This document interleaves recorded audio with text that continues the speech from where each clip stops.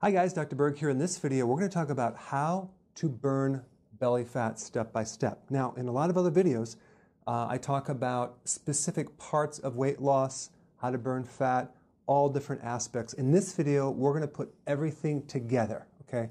There's really three basic sections. The basics of what to do, things to add to speed up weight loss, and things to avoid to speed up weight loss, okay? So let's talk about the basics first. And some of this might be just repetitive, but if you've never seen a video from me, this will be very helpful. Make notes.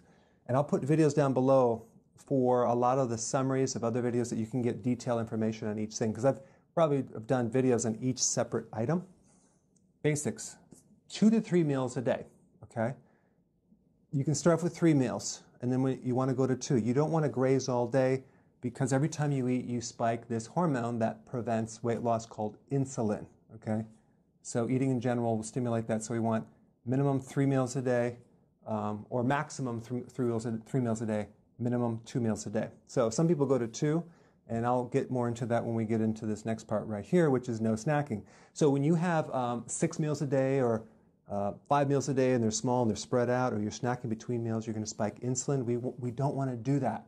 That's going to create a big problem for you. So removing the snacking is vital, very, very important. It's called intermittent fasting, okay?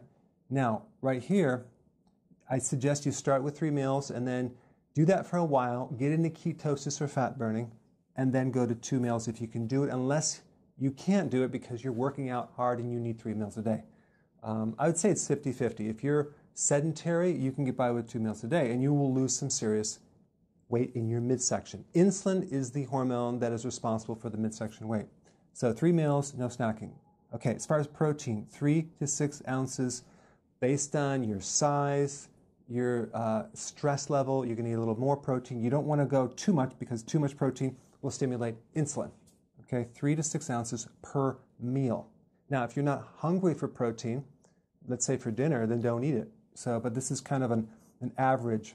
Now, next one, 7 cups of veggies. Why? Because we need to flush out all this fat that's going to be coming out through your liver. All the fat through the body has to go through the liver, and if you don't consume enough vegetables, you can end up with a fatty liver. Plus, vegetables give us the potassium we need. We need about 4,700 milligrams. That's a lot. So that's about 7 to 10 cups. Very few people do that, but you want to consume the vegetable first and have a huge salad and then a small amount of protein. Now, next one is no sugar. This is a given because sugar increases insulin, and also I'm talking about the hidden sugars, the breads, pasta, cereal, crackers, biscuits, waffles, pancakes, muffins, alcohol, okay? So we want to cut the sugar and refined carbs out. Next one, healthy fats. This is essential because when you consume fat at the end of the meal, that allows you to go to the next meal without being so hungry and craving and starving that your blood sugars crash. So this basically allows you to do 3 meals or 2 meals without being hungry, thereby not increasing insulin. Fat is one of the only things that does not increase insulin. It's neutral, so this is safe. If you're worried about calories, I put some links down below. Okay, these are the basics. Now, if we want to speed things up, we can add some MCTs to the diet. That's like in coconut oil, medium chain triglycerides. That will increase fat burning. Next one is potassium. Why? Because at the heart of weight loss, we want to avoid insulin. And so most people that can't lose weight have too much insulin. They have insulin resistance, so we want to fix that. Potassium is one of the ways to do that. You can consume all these vegetables or even take it in some supplement, potassium citrate, to actually heal the aberration or dysfunction of insulin. Next thing is apple cider vinegar. Why? Because the acid in apple cider vinegar, called acetic acid, does improve the output of insulin. It reduces insulin. It improves insulin resistance. It lowers your blood sugars. So it's very good for diabetics. And take this 1 in the morning, 1 teaspoon with a glass of water, and 1 before bed, or with your dinner if you have digestive issues. Very important. Chromium. Again, you can find a supplement with chromium to help your blood sugars. Chromium is a mineral that actually has been proven to help insulin. Again, keep it in check.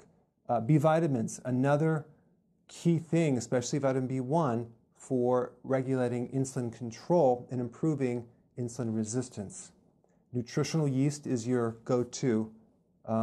Okay, next one is high-intensity interval training. If you add high-intensity full-body resistance training, you're going to spike growth hormone and you're going to speed up weight loss. The key is short bursts of high intensity, lots of rest. Okay. Again, I'll put some videos down below to get specifics on that, but this is the icing on the cake. Okay. Next one is more sleep. Adding more sleep. Why? Because growth hormone is triggered when you're sleeping, and that is the primary hormone that stimulates fat burning. So more sleep. So if you could just take a nap, sleep in longer, get an extra hour of sleep, that goes a long way. That's more important than high-intensity interval training. Sleep is the key, okay? Now, next one is recovery, making sure that if you are doing high-intensity interval training, that you're recovering after. You're not doing it every day. Some people need to do it every other day, some people every third day, some people once a week, depending on how you feel when you work out. If you're really broken down, then you're overtraining, okay? So recovery is essential if you're exercising. Now, let's take a look at what you need to remove. This is just as important as this, okay? Remove any type of sleeping issues, insomnia, vital. Why? Because you're not going to lose weight if you're not sleeping. All right? I put a video down below of what to do if you're not sleeping. There's a lot of things you can do. It's mainly stress. Bloating. If you're bloating, let's say you're consuming too much kale or too much cruciferous vegetables that you're not used to consuming, and then you're bloating, that is going to slow down weight loss. So you're going to have to go back to the vegetables that you can digest and maybe even steam some until the bloating goes away.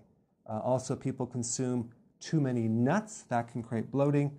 Again, we want to eliminate anything that bloats you. Sometimes adding more apple cider vinegar or an acidifier for the stomach will help it, or even a bile salt.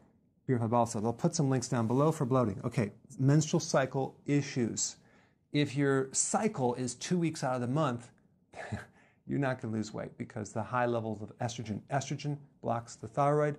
Estrogen creates fat on the hips and the thighs. And we need to handle this cycle so it's really smooth. Again, I put a link down below of what to do for that. This is kind of like a little bit of an assessment for you to see what areas you have problems with. Okay? Some of these don't apply. Okay, stress.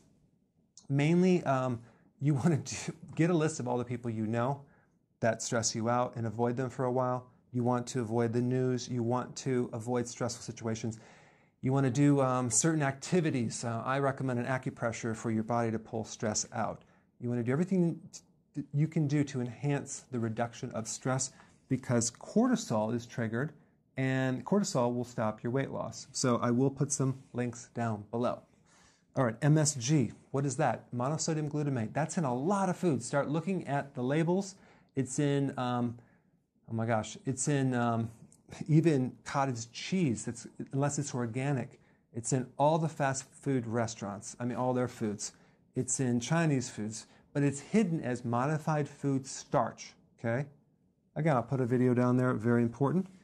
Restaurant foods. You don't know what you're getting. It's a crapshoot. There's so many things they put in that food that you have no idea. And primarily hidden sugars, MSG, to make it taste better. But inevitably, people go out to dinner way too much, and that is what's keeping them from losing weight. Not to mention, what do they bring you? They bring you bread, they bring you dessert, they bring you alcohol.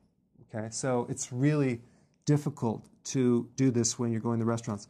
Next one is avoid overtraining.